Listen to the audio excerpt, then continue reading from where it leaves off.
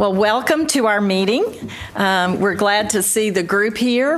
As soon as we have all of the people whose name tags you see as representatives, we should have a quorum for our group. I think we should have 12 out of 23 regular members. And some of you, we appreciate taking the time to be here today as representatives of those who are not on campus currently. So thank you for doing that. And we'll explain the voting process related to that in a few minutes.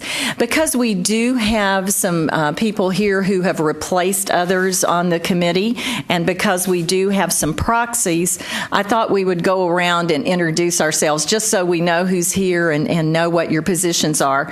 So if you will introduce yourself and tell us what your position is at your university, I think that will help all of us to be able to work together well today. We can kind of see the lens that you're looking through as you represent your university here. So we're going to start down here with Bill. Okay, I'm Bill. Oh, okay. So let me explain this. I should have done some housekeeping. When you speak, you've got to push the microphone button, and the red light should come on. And then when you're finished speaking, you can turn that off. Or we'll be able to hear everything you say, okay? And number two, let me do one more housekeeping thing. At your place, you should have an envelope with your name on it and the amount of money that you owe for lunch. If you would go ahead and put your money in, Cindy Valdez, who does all of the great facilitation back over here, we need to introduce Cindy, for our group, will pick that up and make sure that she has everything ready to greet our lunch when it gets here and pay for it. So Cindy, thank you for all that you do to facilitate our work. Okay, now Bill, we're going to start again and we're going to be able to hear you. Okay, Bill Harn, Dean of Graduate Studies at Lamar University. Austin Cunningham, Dean of Graduate Studies, UT Dallas. Hello, Dominic Casadante, Interim Dean of the Graduate School at Texas Tech University. David Carlson, Vice President for Research and Graduate Programs at Texas A&M Health Science Center. Mohammed Abdurrahman, Associate Vice President for Research and Graduate Studies at Texas A&M Kingsville. Hi, I'm Alan Mickey. I'm a Program Director here at the Higher Education Coordinating Board. And I'm Jennifer Martin. I'm the Senior Associate Provost at Texas Women's University, and I left 10 years as a graduate dean this past year, so I do have some experience as a graduate dean. Hello, I'm James Goman. I'm an Assistant Director in the Division of Workforce, Academic Affairs, and Research, and I help Alan with this committee. I'm Bonnie Melhart. I'm the Associate Provost for Research and the Dean for Graduate Studies at TCU. Good morning, I'm Renal Mugt. I'm Associate Vice President for Academic Affairs at University of Houston Clear Lake. I'm also in charge of research and graduate programs at the university. Thank you. Hi, Nancy Street, Associate Dean at Southwestern Graduate School at UT Southwestern Medical Center in Dallas. I'm Debbie Thorne, Associate Vice President for Academic Affairs at Texas State. And I oversee all university curriculum, obviously including the graduate curriculum, and work with the graduate dean nearly every day. Hello, I'm Dina Williams, the University of Texas at Austin. I'm Assistant Director of Admissions, overseeing the admissions process for graduate and international students. Hello, I'm Victor Prybutak. I'm the Associate Dean for the Graduate School at the University of North Texas and a Regents Professor in the College of Business. Wonderful. Hello, I'm Susan Bloomfield, Assistant Provost for Graduate and Professional Studies at Texas A&M College Station, and also a professor in kinesiology. I'm Dmitry Litvinov. I'm an Interim Vice Provost and the Dean of the Graduate School at the University of Houston, and I'm a professor at Electrical and Computer Engineering. Hi, I'm Jack Loveridge. I'm the graduate student representative. I'm a PhD candidate at the University of Texas in History. Wonderful. Thank you all. You know what I want to do next, though? We have some audience members today, and we want them to be able to participate with us. So I'm going to go to the audience and let them introduce themselves. And you may have to shout because you don't have a mic, but we'll start down here. Jeff.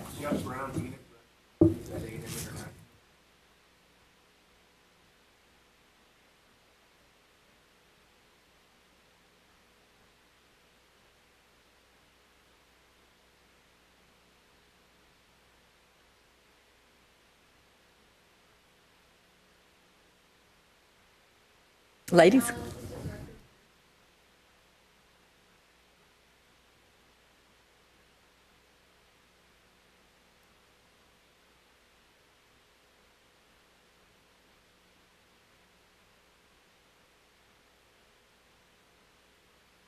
Thank you. We appreciate all of your being here, and we appreciate your interest in graduate studies in our state. At this time, I'm going to let Alan explain a little bit about the voting rules to kind of get all of us oriented. And Alan, if you'll do that. Yes, thanks. Just a few notes about GEAC membership. Those of you that are here as proxies today for someone else at your institution who's a regular GEAC member, you aren't allowed to vote if we were to take any motions, formal motions to take here. However, you can vote if you are a full replacement of someone who has left GEAC and your provost has promoted you to fill that person's place, then you can vote. You'll be getting an email soon with a reminder of when your GEAC term is up. They're 3-year terms now. You might remember that last year we shuffled around the terms of GEAC members to shuffled tiered 3-year terms. And for a number of you, this will be your last meeting because your term expires in the summer of each year. We went ahead and let this one be included in the existing terms. Shortly, the CAOs of your institution will receive a memo from the coordinating board asking for nominations for new GEAC members. If you wish to be renewed on GEAC, you can make your preference known to your provost. It's the provost's decision of who to nominate from each institution. Then when the coordinating board gets those applications, we decide the final membership based on a number of criteria, one of the most important of which is representation from different regions of the state, from different sizes and types and missions of universities, and a number of other factors. So keep an eye in your email box for that when it comes to GEAC membership. Short of that, thank you again for coming all this way. We appreciate your participation here in this important committee for GEAC.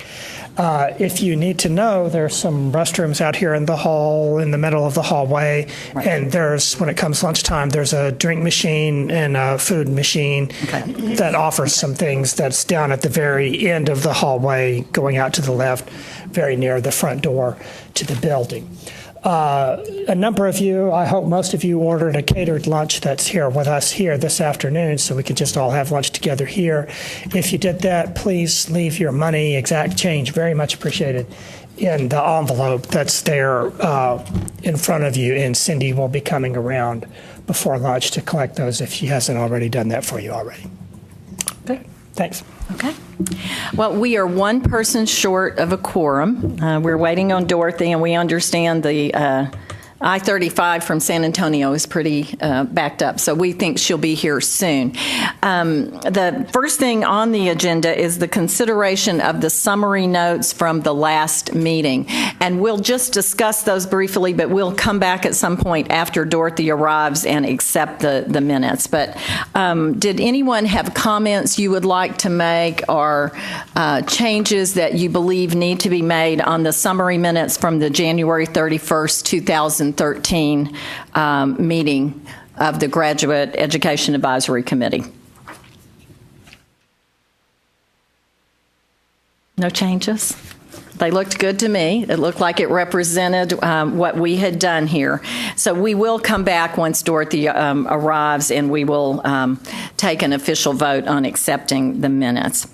At this time, we are going to discuss the outcomes of the 83rd Texas Legislature related to graduate education issues. And those of you who kept up with the legislative session, I guess I shouldn't say it in past tense, those of you who are keeping up with the legislative session probably know that there were numerous changes that were made that impact many areas of our university. But today, we just want to focus on those that have an impact on graduate education. And so at this time, James Goman is going to try to walk you through the changes. So James, I'll turn it over to you. Sure we can. Sure we can. So we're giving you a minute. You can talk to your neighbor for just a minute. How about that?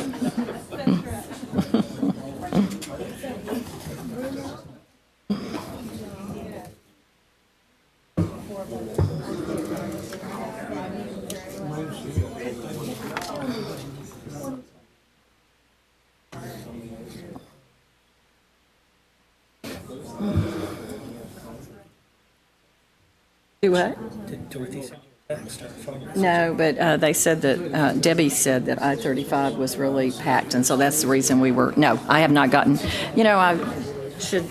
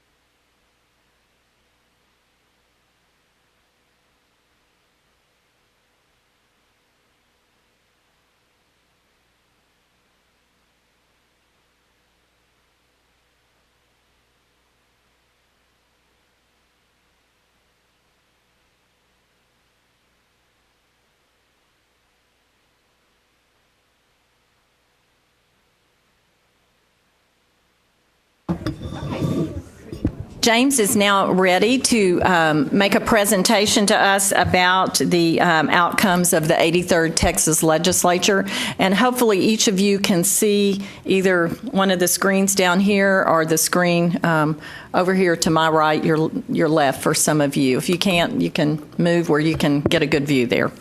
James? Great. Thank you, Jennifer. And thank you for your patience while I got things set up. So we had a lot of changes come out of this past session. Kind of broadly in higher education, there were a lot of changes, but because the agency was going through the sunset process, we had a lot of changes that were specifically affecting our agency's rules, authorities, processes, procedures. And so I'm going to talk about a little bit of this today, focusing on the things that could or likely to affect graduate education, but there are other things that more broadly affect the agency as well that are really complicated and I'm not going to touch on. Like, for instance, in certain areas, we now are obligated to do negotiated rulemaking, which is a long and involved process involving mediators, but that negotiated rulemaking is only required in certain instances, things affecting grant programs, and there's other terms and conditions placed upon that, which I'll admit I don't fully understand. It's not really in my purview, but just be aware that unlike in the past where staff could simply propose recommendations for rule changes, and then a couple of months later the board would consider them and then pass them, in certain areas that is literally no longer possible. In certain areas, we're going to be legally required to take a much more lengthy process, and I don't think anybody knows exactly how long that will take because it'll be new for us, but it'll be something more, I think, like a 6 to 9 month process where we have to get put together a stakeholder committee and have a mediator and do a lot of discussions before rules are ever actually proposed to the board. So that's one of the really big changes. Another big change, which doesn't strictly affect graduate education but could affect any of your institutions, would be that we are no longer as directly involved in the TRB process, the tuition revenue bond process, as we used to be either. That's traditionally been the province of our Planning and Accountability Division, and I don't think that they have nearly the level of involvement that they once did. So that process has changed as well. I think from now on, the TRBs are going to be a lot less between you and the coordinating board, and a lot more strictly between you and the legislature and/or the legislative budget board. Okay, now on to the things that are going to more affect graduate education. Okay, as I said, most of this came out of Senate Bill 215, which was our sunset bill, and because there were a number of sweeping changes that were set to take effect this fall, we staff tried to jump on it as quickly as we could, and we proposed quite a number of emergency rules at the July board meeting. And the way emergency rules work is that you have less of a lead time in proposing them. You can just kind of get them out there quickly because you're meant to address immediate situations. However, emergency rules, by their very nature, are apparently not permanent. So you'll have this odd situation, which might seem a little confusing at first, that if you look at the board agenda from July, and then you look again at the board agenda for October, you'll see all these same sets of rules there. Well, that's what's required of us. We pass them on an emergency basis during the summer, and then we re-propose them as regular rules so that they can basically have a permanent place rather than just a temporary place in our rule structure. So that's what's going on there. Let's see. So as I say here, we had everything that I'm discussing here today is going to have been posted in the Texas Register, and you could also find it on the board agenda materials. We've proposed and passed a number of emergency rules at this July meeting, and then there are other rule changes required by legislation that didn't meet the threshold for emergency rules that we're going to be proposing for the October board meeting. Basically, if you're proposing something as emergency, it has to truly be an emergency in some sense. There has to be some change that's specifically required by legislation and specifically has to happen in the immediate future, or there has to be something drastic like, people's life and limb are at stake. For instance, that could potentially be something, say the case with bacterial meningitis, even though bacterial meningitis isn't, again, applicable for graduate studies because it's mostly about undergraduate students. There's an example. If the bacterial meningitis vaccination requirements applied to graduate students, then we might have had to pass rules about that to get it in place for the fall. And finally, we're now working to revise all of our forms and procedures and web pages based on these rule changes. But we just got the rules passed, so please don't expect that you're going to look at our website and see a whole bunch of new stuff. Yes, the forms are still going to have the old material in there that shouldn't be in there, and it's going to take us, at least a few weeks to get everything changed on a global basis. So please just bear with us as we try to get all these things revised. Okay, starting with the content. Here are the things, the rules and procedures and policies that are in the process of changing. And the first and the biggest is the low producing programs procedures, the LPP, okay? The coordinating board lost its authority to order the closure or consolidation of degree programs, okay? And that's not just for LPP purposes, that's for any purpose. The board no longer has the authority to order institutions to close programs. What we have is the right to make recommendations to your governing boards, but that's it. They're recommendations only.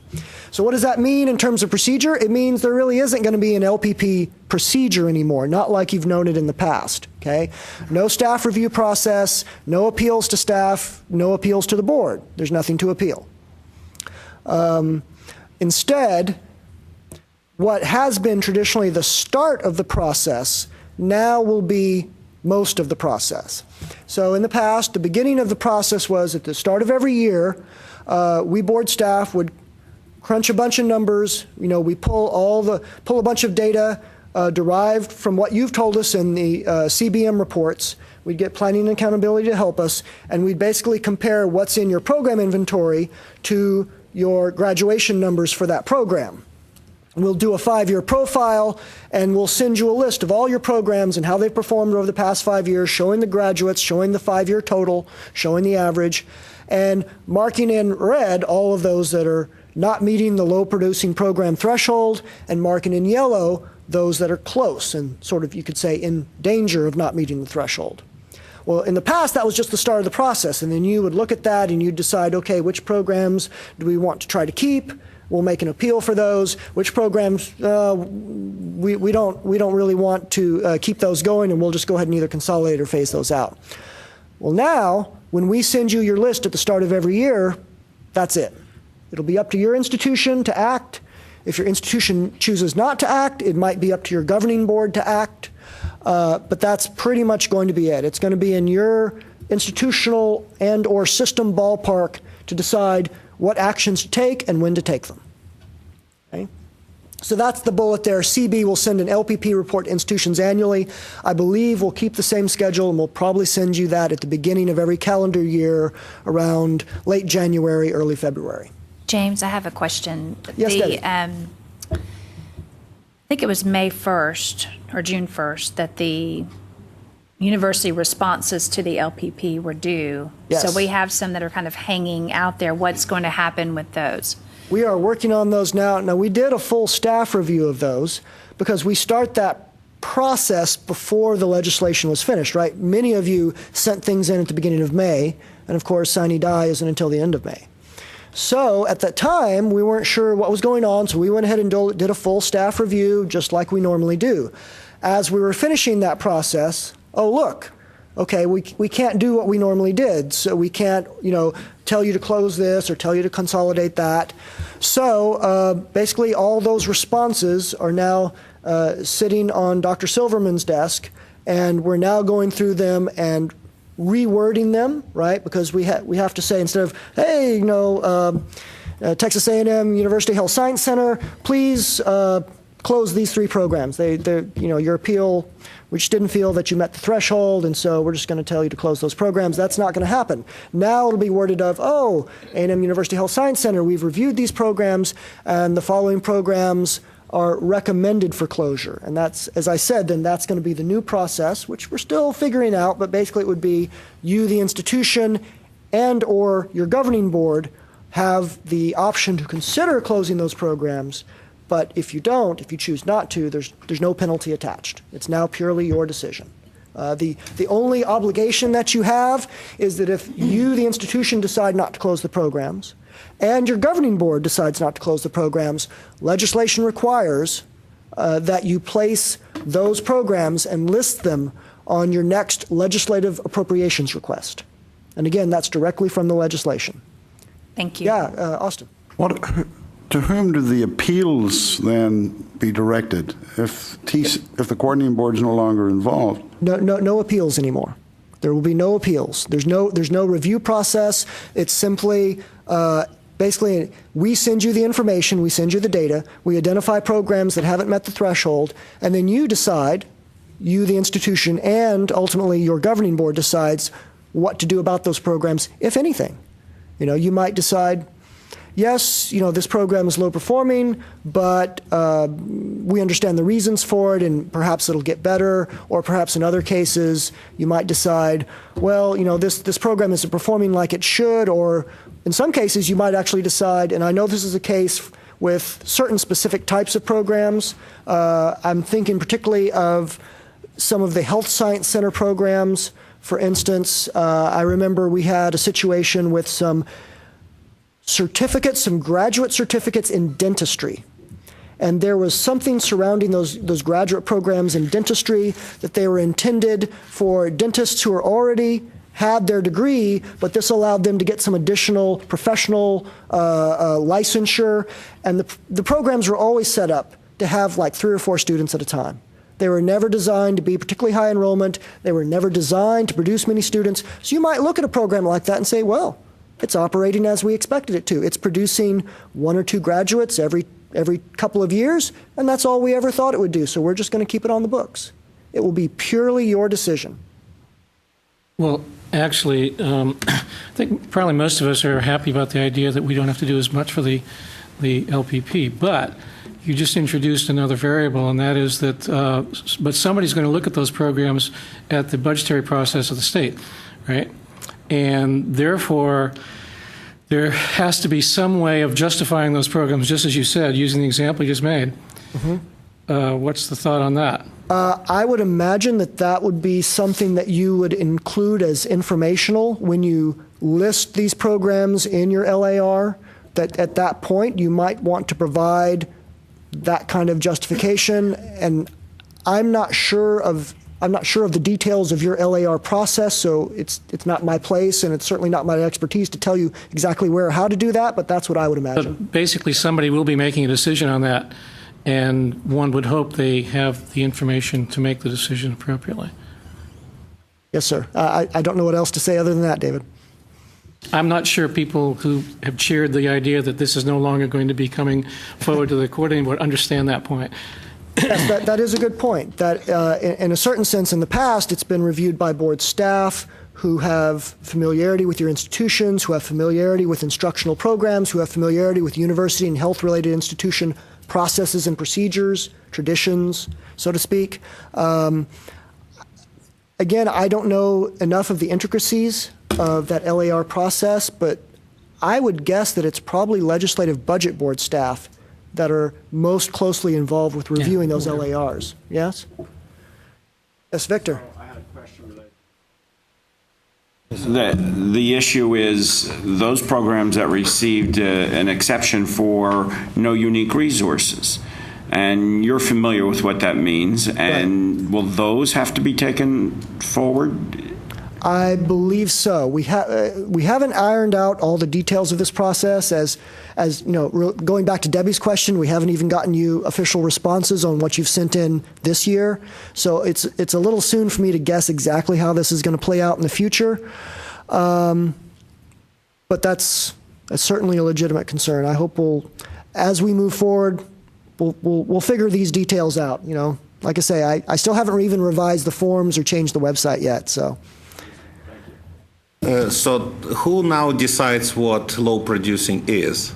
The definitions of low producing have not changed. Mm-hmm. It's still an average of 5 graduates a year for bachelor's and associate, and 3 for master's, 2 for doctoral. So the definitions remain the same, the thresholds remain the same. It's simply, the question that's changed is, what are we going to do about that? For those programs that haven't met the thresholds, what are we going to do? Now that question is more firmly in your laps than in ours. Yes, Austin. Physics took a very hard hit in recent times. Yes. Okay, and it now raises, as a physicist, of course, it hurt us all. Okay, the question now under the last item here, is this a mechanism whereby institutions could, in principle, reestablish those? Yes, that could happen.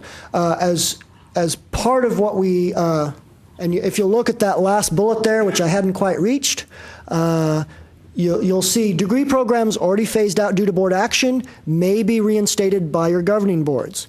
So what we're in the process of now is we're not only trying to address this year's LPP, but we're going through our records and we're pulling every program that we ordered the phase out of. And we are gathering up all the materials we used to make the decision, which is the appeal that you sent in, the spreadsheet that shows all the graduates, our staff analysis, if we have any, and we're bundling all that up, and we're going to send it to your governing boards. So your systems will now make the decision about whether or not to reinstate or continue to phase out those programs. So James, if for a program that was closed, was the authority rescinded as well on the table of programs and so forth? Well, what happens is when we begin to phase out a program, and keep in mind that a program closure is almost always just that. It's a phase out. It's not an immediate termination. It's a process that takes at least 3 years and usually something more like 6. Yeah. So those programs, and we talked about this very recently, we staff, those programs are in various stages of being phased out. Many of them have already stopped enrolling students, but the programs are still active. There's still students in the pipeline. The faculty are still there. So those programs could be reinstated if your governing board decides that it wants to do that. But I guess for the master's for the engineering programs and then the doctoral programs that require authority, that do go through staff review, if there are any in that group. Oh, right. I'm asking is, did you rescind the authority along with recommending the closure of the program, or did you just say we're going to close the program, but you maintain the authority on the table of programs? Oh, okay. Table of programs is different than the program inventory. Right. Once you have table of programs authority, you always have table of programs authority. Okay. But I'm going to speak to table of programs here in a bit too, because that's another That's area what I was that wondering. I changed. couldn't remember which one. So you but all- yeah, you the would- program inventory. Okay. Yeah, you would always continue to have the authority to plan for that degree program, right? So the TOP gives you authority to plan for degree programs. It's the program inventory that actually is, you either have the degree granting authority in that area or you don't. That's the difference. So if you have a program that was closed or closing, whatever date, phase out date, that's the date it drops off the program inventory. That is correct. That is a point at which it moves from being an active to an inactive program. You can no longer grant degrees in that area. But it never, in a sense, completely drops off the program inventory. It's always there. It's just now an archived record, and the program is inactive and you no longer have the authority. That way we can always go back and look and see in the past what programs you've had. It just helps us keep track of things. But if an institution, and this isn't even my institution, so, but if I just want to make sure I understand. If the institution, for example, had a doctoral program that was low producing and therefore was recommended for closure and is in the closing process, let's say it ends August 2018, okay, it's going to drop off the program inventory and become historical record. On the table of programs, if you want to reinstate that program, will it show a P for preliminary authority on the table of programs, and therefore you need to write a proposal that comes up here for additional review? I guess it's... Yeah, we haven't made that kind of determination yet. I think it would depend on where you were. So let's say that that program, from the example you've just given, let's say it's closing in 2018, and next year we get a letter from your governing board saying, we plan to reinstate this program. I think, and this is, I can't speak to exactly what we'll do, but based on how I understand how we've rewritten the rules, really we'd simply be undoing the phase out. Right? In other words, the program's still going on. There's still students in the pipeline, and what we would do is we would take out that notification of phase-out date.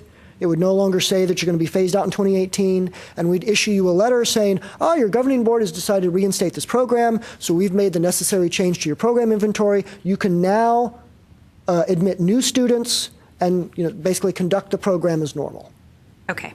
So Thank you. I'd like to follow up on that. So if, let's say, you've got a program that's being phased out and your administration decides that they want to continue the program, is it sort of in the same vein as a low-producing program that you've recommended for closing, and sure, you can keep it open, but it has to go before the legislative appropriations review process, or because it's in the middle of being phased out but hasn't been phased out yet, it isn't in that same kind of category? I think we're going to have to think about that and talk about that, because I think I see where you're going there. If you've got a program that's been in the process of phase out for, say, 2 or 3 years, it hasn't been enrolling students. Your pipeline is now dropping off, and you're trying to get those students out. Well, now if you start readmitting students, then you've got this trough of enrollments that's going to have to play out over the next several years. So that's a good point. And Ellen, let's take note of that and we'll talk about that internally, and we'll be happy to talk to you folks about that as well, and think about how we'll handle that as that actually starts to happen. Because I can certainly see that may be a situation where we'd want to allow for some kind of exemption from the low producing programs report for at least 2 or 3 years until you get your enrollments back up. I can see that argument, and that makes a lot of sense to me. Okay, again... James, can I ask one more thing? Yeah. So am I understanding then that the 10-year period that you have to wait after you close a program, there was a 10-year waiting period before you could re-propose, that's basically a moot point. It's not anything we're dealing with anymore. That is correct. Okay. Those rules are part of the rules that have been stricken. Those rules are just, the whole section is struck out. Does not exist. Okay, and let's move on a little bit. Let's move on to preliminary authority. Preliminary authority is no longer preliminary authority. The CB no longer approves mission statements or preliminary authority requests. Both are now notification only. In the case of mission statements, we're still going to publish those on our website, so we'll still be a repository for your mission statements. But now, instead of having to, touch base with us every 4 years and say, oh, we're not changing our mission statement, or oh, here we are, and now here's a copy of the new one. Now the only time you need to contact us about your mission statement is when it's been changed. When it's been changed, please inform us, send us a copy of the new mission statement, we'll put it up on our website, and that's it, you're done. So that will no longer be a process where we send you an approval letter, but we will respond. It'll simply be a notification letter. We'll say, well, thank you for giving us the latest copy of your mission statement as approved by your Board of Regents. Preliminary planning authority is now basically preliminary notification. And instead of sending in a detailed form that has a lot of information about the program and what you plan for it and what you think its workforce need prospects are, now you can simply send us a letter. And we haven't figured out exactly what would be in that letter, but it could really be very simple. I mean, to my mind, what we would need to know is just the very basics. Some kind of timeline, the next year, the next 2 years, the next 5 years, we plan to propose a degree program in, give us the discipline, give us a title, a zip code, and a level. We're thinking we're going to offer a master's degree in biomedical engineering. Here's the zip code. Okay, great. I think a very simple notification letter is all we're going to look at. But again, as we get further into this, we'll get a better sense, and we'll be able to tell you exactly what we expect in that letter. Okay, approval of new programs and the review of existing programs. We also had some changes here. Basically, we have a new clock on this, and so that requires some new procedures. We are now obligated by law to review all of your degree and certificate requests and determine their completeness within 5 working days of receiving them. And that's one of the provisions that's tricky for us because, we don't get these in sort of a steady stream throughout the year. We get them in floods, It's like, okay, at this time, all of a sudden, we get a whole bunch for a couple of weeks, and then we don't get many for the next several weeks. So when this happens, we'll have to make the assignments quickly, and then that program director that has the assignment will review it as quickly as he or she can, and then that person will contact you. And because we have to act fast, you will also need to act fast. So if we say, we need additional information, you will have 10 working days to provide it. If you can't provide it, the request will be returned to you. But there's no penalty attached to that. As soon as you get the information that we need, you can go ahead and resubmit. Okay? Furthermore, and there's one other caveat here, we have a 1-year time limit for the review of new degree programs. So there's basically a clock. As soon as we, going back to that first part, as soon as we make an administrative determination that your proposal is complete, there you go. The clock starts ticking. We now have 1 year to review your proposal and get you a response. That's not really a problem in 99% of the cases. The only case where that might be a problem is the occasional doctoral program. And why? Mostly revolving around the consultants and the site visit. That's the trickiest part for us. That's the part that takes the longest. Finding those consultants, finding the right consultants that can all come on the 2 or 3 days that you have identified for a site visit, that can get a little tricky. The other piece of it is the board meeting cycle. Let's say that we complete our site visit and we just miss the board deadline by a week or 2. Okay, now it's going to be another 2 or 3 months before we can get it on a board agenda, and that's something that can sometimes throw us over that 1-year deadline. So that's just something we'll have to watch very closely, and we'll have to continue to work with you very closely on arranging those site visits and trying to identify consultants and get those things scheduled as quickly as we can once we've got the approval to go ahead and do a site visit. James, I want to make sure I understand. Were these approved as emergency rules? That's correct. And then what's in the register So I want to make sure, maybe just explain to me again the emergency rules versus. Yeah. Okay.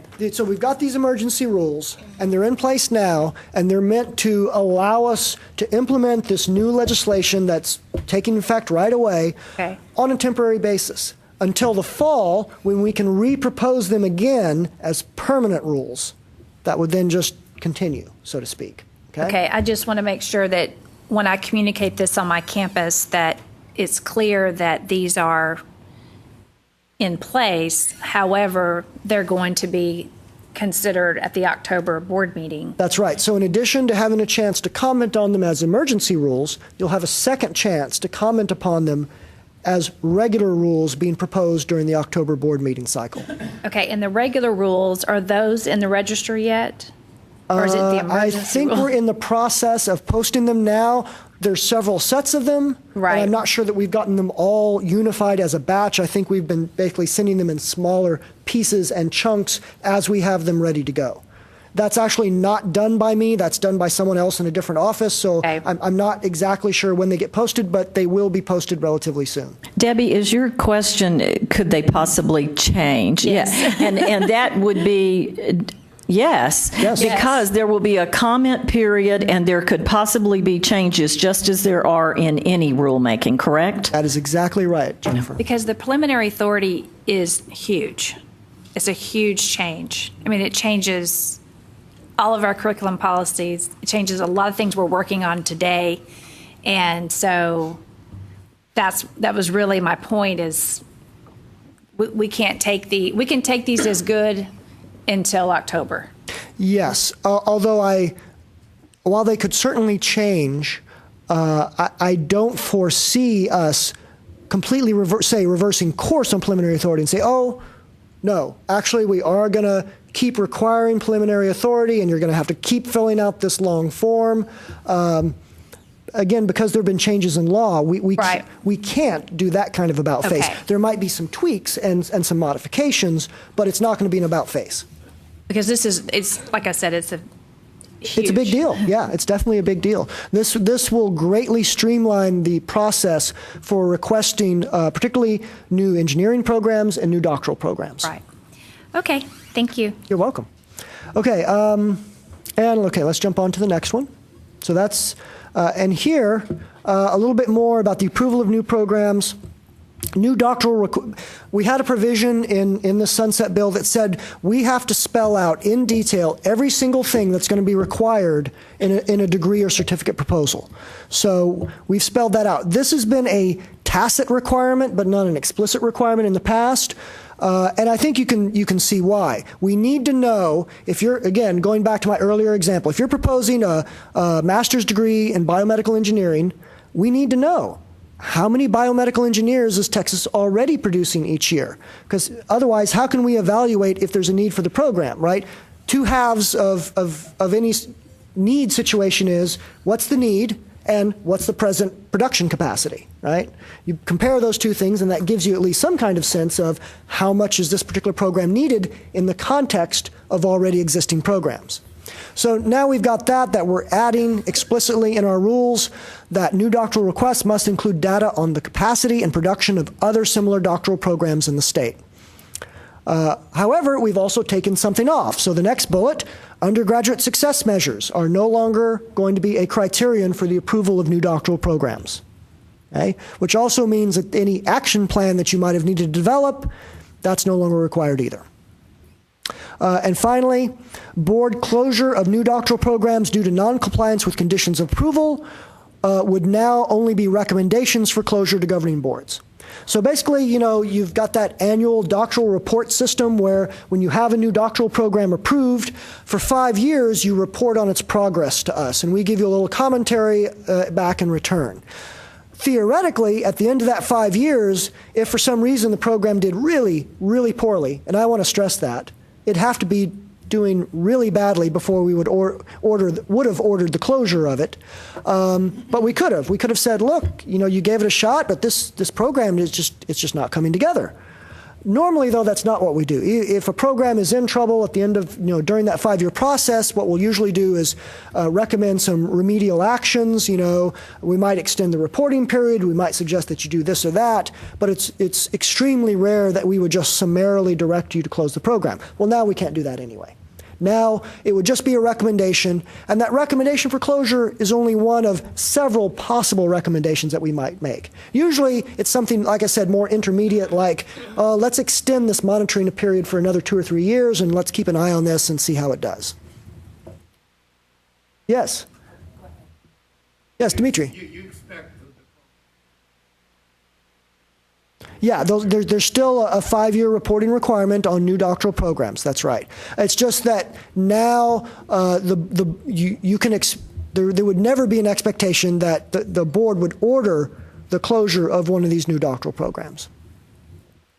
James, on Yes. the first point here, the data on the capacity and production, I think production is a lot easier just through the data that you have, but the capacity, ideas on how to assess that? Well, there are some things that you can do there. You can, and most of these would probably involve talking to the program director or program chair, the person that's, department head, whoever's running the program, and and just talk to them. Do they have any immediate concrete plans for expansion? And that's a judgment call, but you notice the terms immediate, concrete, not just, oh yeah, we're eventually going to expand this program to 100 students. Well, when? Immediately? Soon? Next year? 10 years from now? 20 years from now? And you can usually tell, because if they say, oh, we have $3 million to expand our labs, so we're going to break ground on the new extension of the building next spring, which means then in a year and a half from then we'd be able to start it. Okay, now there you've got something concrete, and now you'd have something to talk about. Otherwise, it might be, no, we have no specific plans to expand. Another thing might be, are they ramping up? Is this a relatively new program? And right now they're only admitting 20 students, but they already have a plan that by the 5th year, 3 years from now, they're going to be admitting 60 students a year. So those kind of plans. Another thing might be they just have excess capacity. They are getting X number of applications every year, but they're only admitting this much smaller subset because they're not getting quite the level of student that they want, but they're revamping something about their admissions process, and they hope or they plan that in the next 2 or 3 years that's going to improve. And so they actually, even though they're not building new capacity, there already was additional capacity in the program that they now are taking steps to exploit. Does that make sense? Okay. Yes, David. Sort of a philosophical question, something you mentioned in your remarks that struck me. You said, you used the phrase, you were talking about bioengineering, and you used the phrase, how many bioengineers do we need in the state of Texas? Right. Well, that's a workforce issue, as opposed to an academic issue in which you have a bioengineering department or a physics department that has the capacity for graduate education, but may be limited by, and that those graduate students are not a workforce issue in terms of the state of Texas. They're a issue related to academics internationally. Mm-hmm. Is that the same as it was? Is that philosophy the same as it was previously? Because I'm familiar with the previous philosophy of the coordinating board. In that hasn't changed, right? I'm sorry, David. I'm not quite getting. I guess what I'm saying is, is there a creep of workforce issues in this legislation to a greater extent than there was previously? So there's more emphasis on that than there was previously? No, I don't think there's more emphasis. No. So same concern that we've always had, the academic programs versus workforce programs, that kind of thing. Right. It's still the idea that if we, the state, not just you, the institution, but if we, the state, are going to collectively invest in this very expensive, whatever it is, in this case, certainly biomedical engineering it's a little pricey. It's not cheap to run a good biomedical engineering program at any level. If we're going to invest in additional capacity in this particular curricular area, we want to be sure that there's actually a need for that. And of course, need is always a relative term. It's something that we can look at data and make judgments about, but it's not always just black and white. That's why we have a discussion about it. So what I'm philosophically then, what I'm concerned about is the juxtaposition between that approach and the approach that we just saw, in which the low-producing programs are now the determination of closure of low-producing programs is now up to the institution. So they don't seem to jive, because on the one hand you're saying we don't need to worry about low-producing programs except insofar as the LAR and justification there. So it's an institutional response. But when it comes to creating a new program and devoting the same resources to it, we have a different process or a different consideration.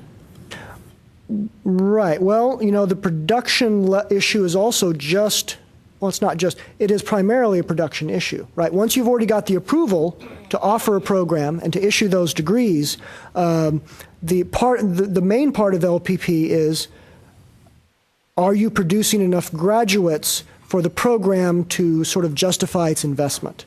There was never an issue of closing a program for reasons other than low production as part of the LPP process. In other words, we never did, and to my knowledge, come to you and say, well, again, I'll just use the same example. Your master's level program in biomedical engineering, it's doing great. It's producing 100 graduates a year.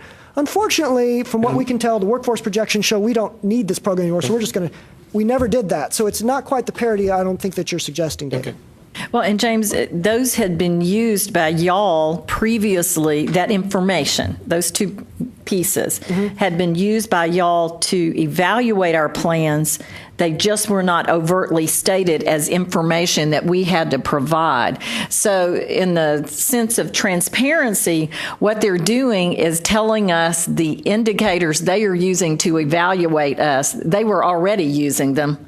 We were just not having to put those in the proposals. So now we've aligned the proposal with what they're actually evaluating us That was the sense of my first question, was it's the same as it was, that they were just doing it without... Yes, you're right. Now it's explicit rather than tacit. Thank you, Jennifer. That's a very clear way to put it. Very clear way. I have a question. So again, just going back to the capacity again. So are we limited to doctoral programs in Texas, in the region, in the United States? There are some where you have hundreds of doctoral programs, Yeah. What we're primarily interested in is programs here in the state, especially programs at other public institutions.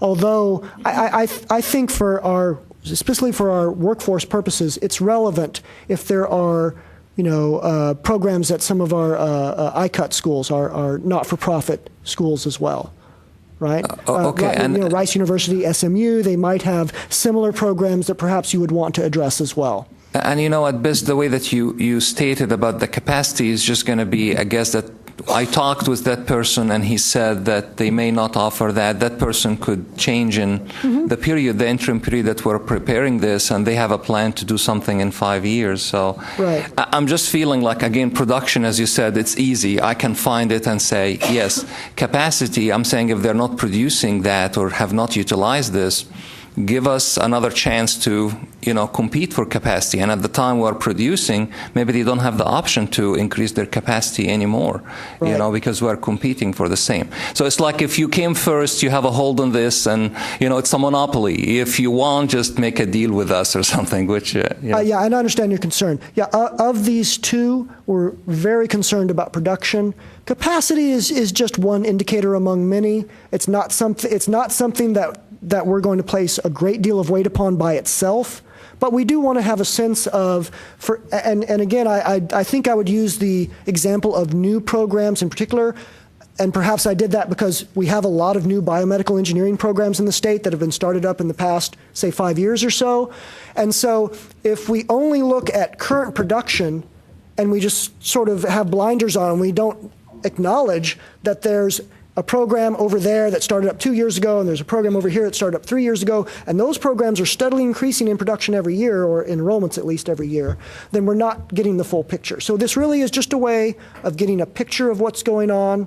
I don't want you to feel that if you talk to someone at a neighboring program, say 50 miles away, and they say, yeah, in a couple of years, we're probably going to up our enrollments by 50%, that's just automatically going to cut you off from your proposal being approved. That's not going to be the case. This is going to be one small measure amongst many that we're going to take into account.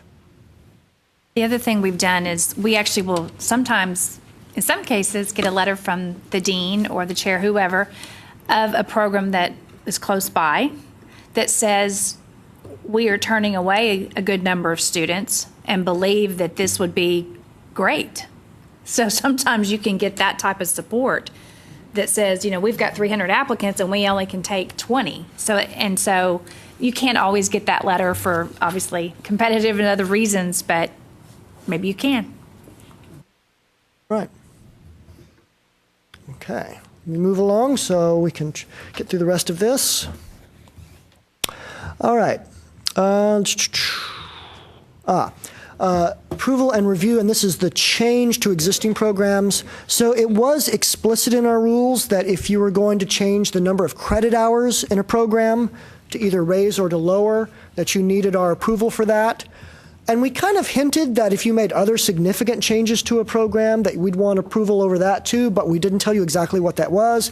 So again, going back to Senate Bill 215, which told us we needed to lay these criteria out very explicitly, we've put into rules that if you're changing the zip code, the designation, or the title, as well as the number of credit hours, we're going to want to see that. Excuse me.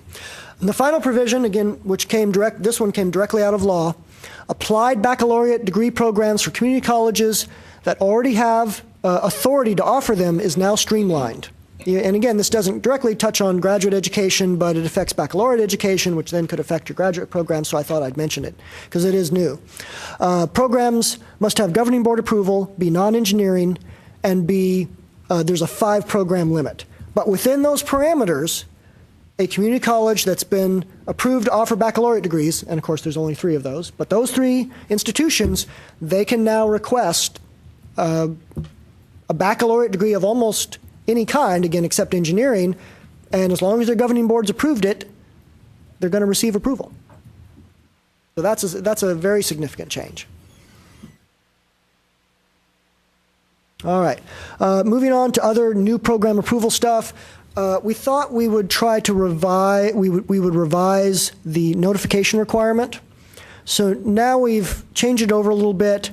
What we'd like you to do is to notify institutions within that 50-mile radius of your intent to offer the program before you offer the request to us. And if there are objections, try to resolve them.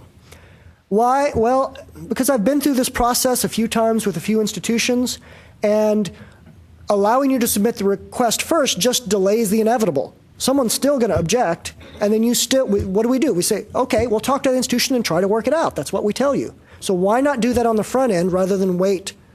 It didn't make much sense, and I think this will make more sense and promote, a little more communication between the institutions.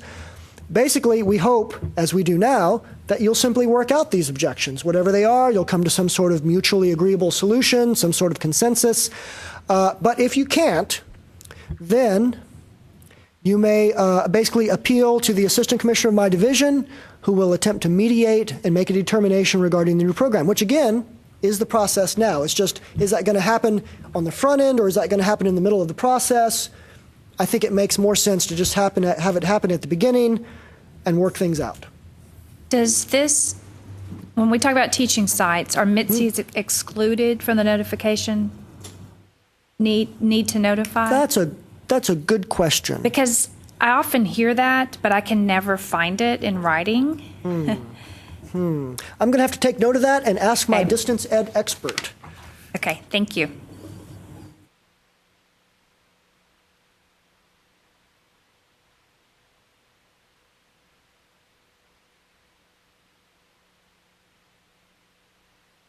Okay, I'll check into that and get you an answer. And a little bit more. Okay. Administrative changes. There's another big change, not quite as sweeping as preliminary authority, but for a long time, forever, as far as I understand it, you've had to tell us when you create a new school or college, or change the name of a school or college, or move a department from one school or college to another, or move a program from under this department to under that department. And it was a lot of work for you guys, and it was a lot of work for us. And frankly, I'm not sure what value there is in having us approve that, because from my point of view, this is your administrative structure. You should be able to organize yourselves any way you want that you think is functional and effective. So now we've gotten this changed. This was actually something we, the agency, asked to have changed, which is that we no longer have to approve these things. Now, we still need to know, because we need to be able to construct your program inventory and show which programs are under which administrative units, but now it's just notification. You don't have to wait for our approval or anything. You can just make changes and notify us of them. A simple notification letter would do, telling us, just like you did before, oh, we're moving this program to this department, or we're moving this department to this college or school, or we're creating this new college or school, or whatever it is. Simply notify us of these changes, tell us that they're going on, and we'll make the appropriate changes in our records. Another change that was recommended by this body was that we extend the graduate program review interval. So it was the case previously that once you got that external reviewer's report, that you were supposed to respond to them and then tell us what happened within 90 days. And you guys said, oh, that's really too tight. That doesn't give our administrators enough time to discuss these changes and figure out if they're feasible in terms of resources and finance and other things. So at your recommendation, we've extended that now in rule to 180 days. So you have half a year after you get that external reviewer's report before you finally need to report out to us in the graduate program review system. And we'll talk about the graduate program review system in much greater detail later. I'm going to kind of show you how that looks, and we'll just have a little Q&A session about it too and give you a chance to ask and have answered questions. Okay, that's it. That's a lot of changes, isn't it? This was a very active session for us. And that's probably an understatement, isn't it? Does anybody have any overall questions that you'd like to ask James? Can we just get a copy of that presentation? Yes, I will give it to Cindy, and she will forward it all to you through email. And I think that will be valuable for all of us. If y'all are sitting there like I am and have worked with this for so many years and have dealt with all these rules, it really is just a sea change for us. And I think we're all trying to get our heads around it. And for many of us, we've worked hard in many of these areas to have influence over some of these things. And sometimes they come about when they're least expected, some of the changes. And this group really had been active asking for some changes in the low producing program cycle. And then that was picked up at the legislative level rather, I guess, than the coordinating board. But they had been very interested in the input that we had provided here. So I do want you to know that people do listen to us and showed a lot of interest in the testimony that we provided. Bonnie. This may be obvious to those at state institutions, but I'm wondering at what point a program that was closed becomes a new program proposal. Is there if you had it, is it always just I'm reopening the old one, or at some point is it that's new and it comes under these other rules? Well, that's going to depend on a couple of things. One is, did we order the closure, or did you voluntarily close it on your own? They're two different situations. The second factor that I would look at would be, is this program being phased out? Are there still students in the pipeline? Are classes still being taught? Or has it already effectively ended? There's no students left in the pipeline. The classes that compose the curriculum are no longer being taught. The faculty have been moved out to other areas. So those are the two things that I would look at in trying to answer that question.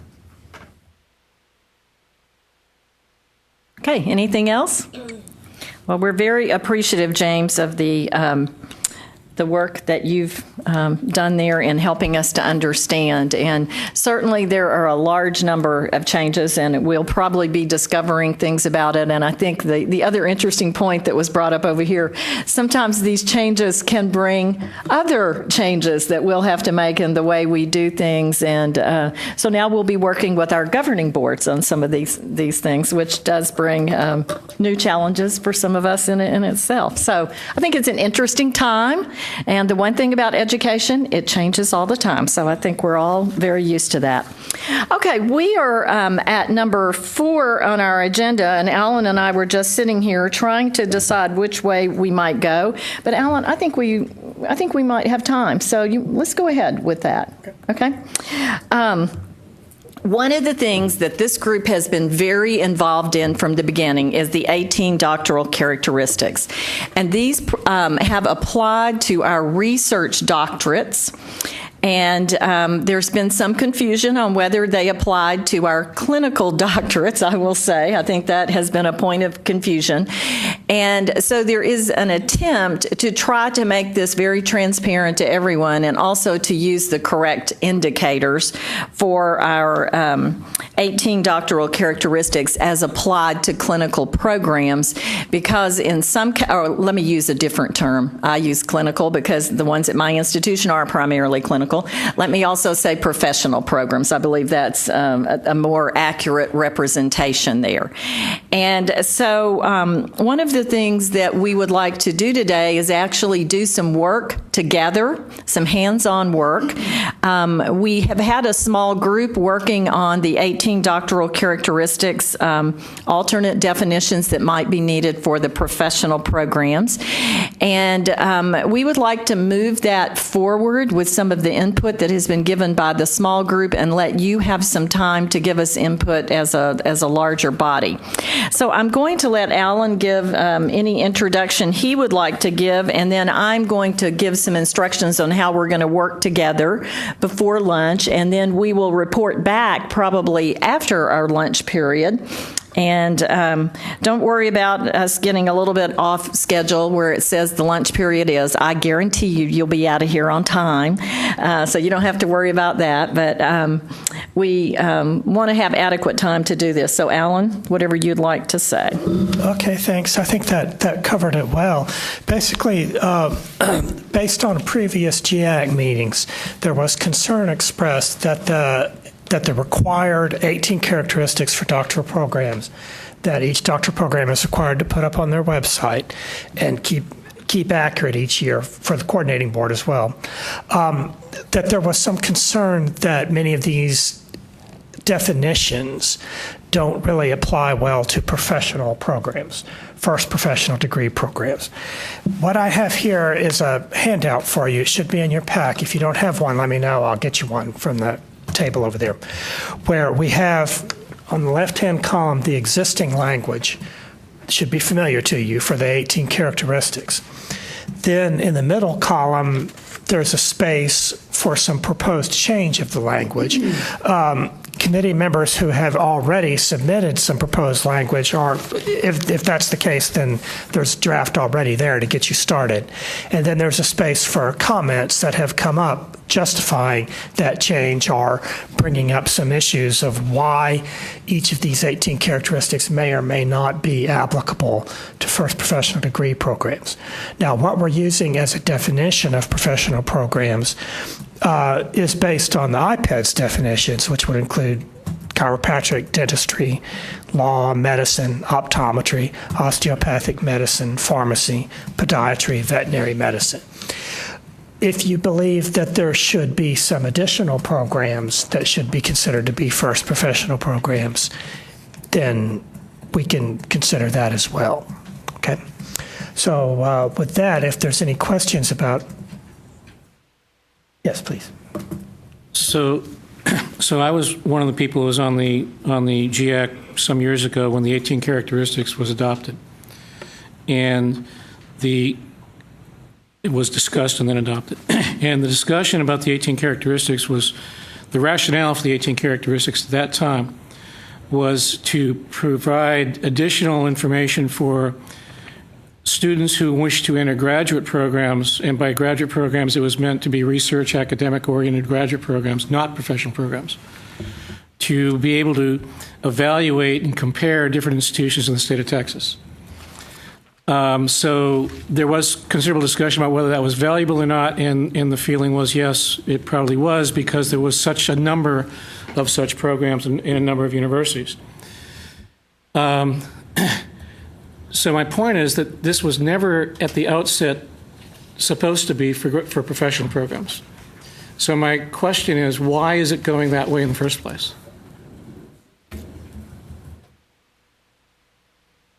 We're going to let our coordinating board people get this, because I have to confess, I have the professional programs that are not, they're not on this list, but I understood the same thing you did back then.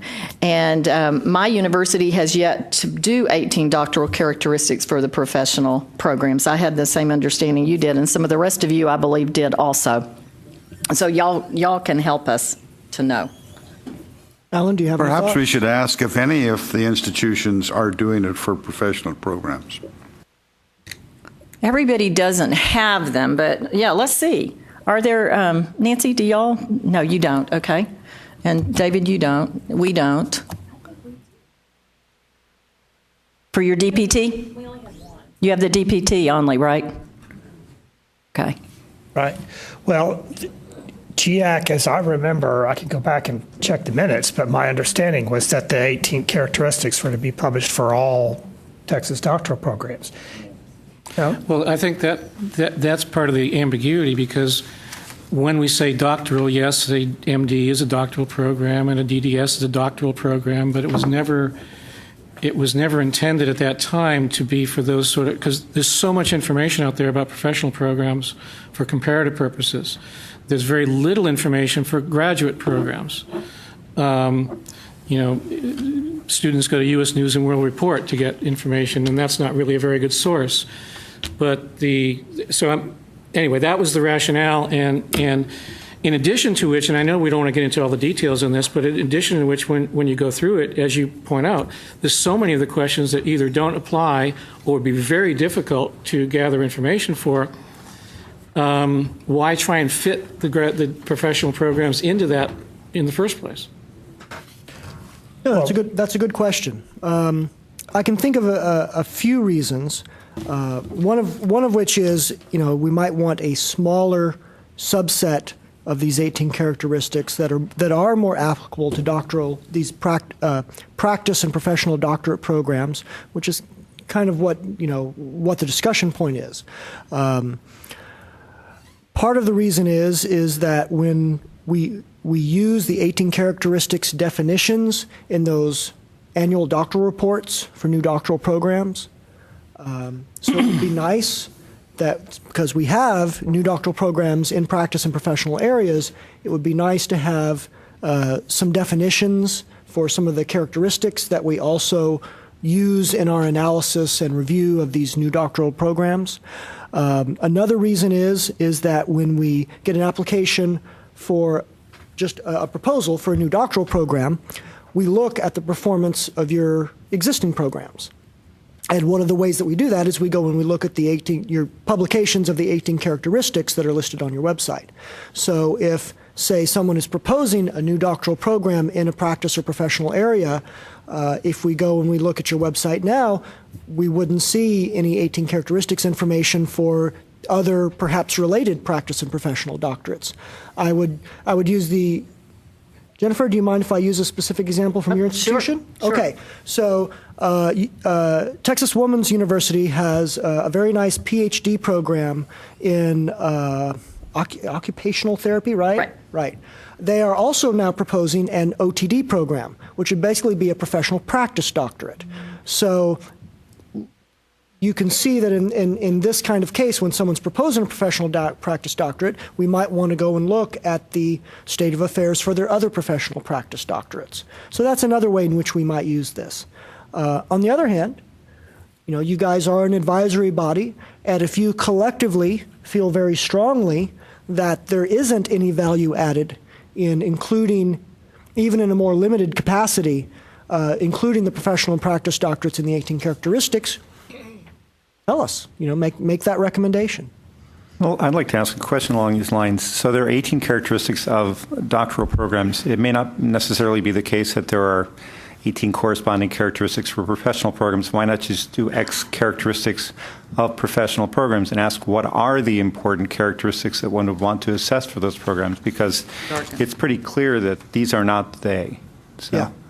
And that is part of what we plan to do today, that you could say, just get this off the table, it doesn't apply. So that would be a possibility. Or you could add to, or you could change. Yeah, I think it's pretty clear from the discussion so far that changes in the order of the day. Mm-hmm. Yes, that was my sense, just based on the discussion that we'd already had, would be that if we do go ahead with definitions for professional practice doctorates, there may not be 18 of them, and they probably won't be quite the same, or many of them won't be the same as we have for the other doctoral programs. What is it that the state would like to know when you're looking at comparative programs? I mean, to me, that seems to be really how this is used at the coordinating board level. So I would also address that to you all. What would you like to compare? So you're comparing apples to apples. Well, consistency is helpful for us in comparison. So while I agree that there might be some measures that would need to be reworded or deleted from the 18 characteristics as they apply to professional programs, if they can remain the same, so much the better. I mean, that should be a balancing factor as well, because it does make it easier for us to compare apples to apples if the same question of something like number of degrees per year for the 3 most recent years average the number of degrees awarded per academic year. Well, those kind of figures are very helpful if we can keep them all the same for all the doctoral programs. So I would encourage you to consider changes where you think they're important, but if they're not important, we like to keep the measures the same so that we can compare similar and related programs within the same 2-digit zip code, for example, across institutions and within the institution. I would agree that some of this information is very easy to obtain, and you can use it for comparative purposes. And in our discussion as we go forward in our smaller groups, I think, though, that I would say that there's some information in professional schools that's very difficult to obtain, and it probably doesn't matter.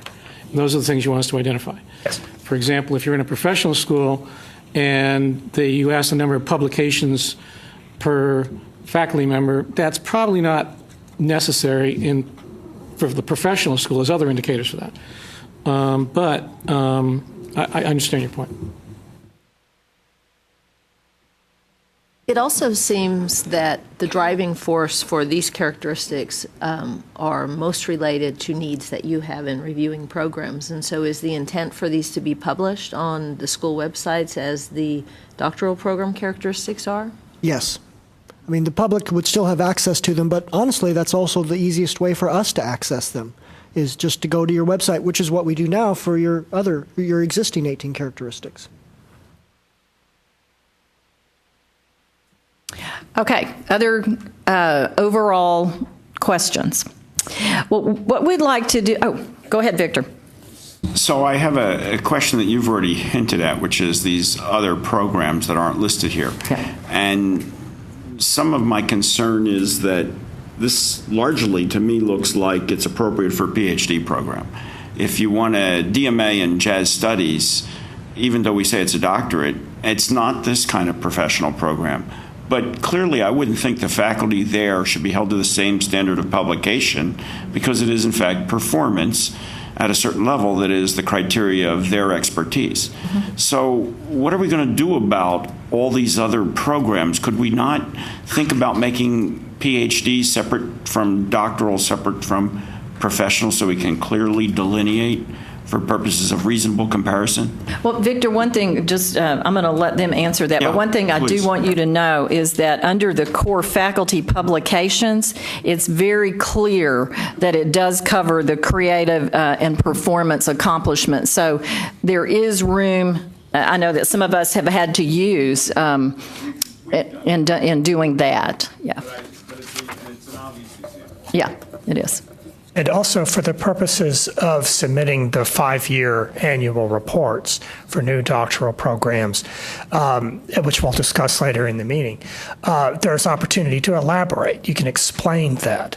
If there's a particular program where publications seems like the wrong term exactly to use, if they're especially in the fine arts programs, then there's of course room to add notes and comments to your website and the 18 characteristics, add a footnote and make the explanation so that students who are visiting the website to make comparative purposes and the coordinating board, when we're using evaluations, we have the opportunity to see what context you're putting that in.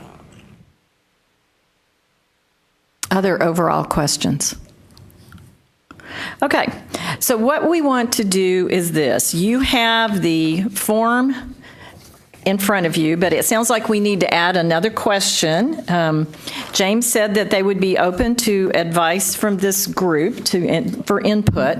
If your group would like to make the case that this is not needed for professional programs, then certainly you could add that to your agenda of discussion. I think one of the interesting things is that the programs most likely to be found in many of our universities are not here. And so, Alan, aren't they adding some of those to the iPads definition, like the DPTs and things like that?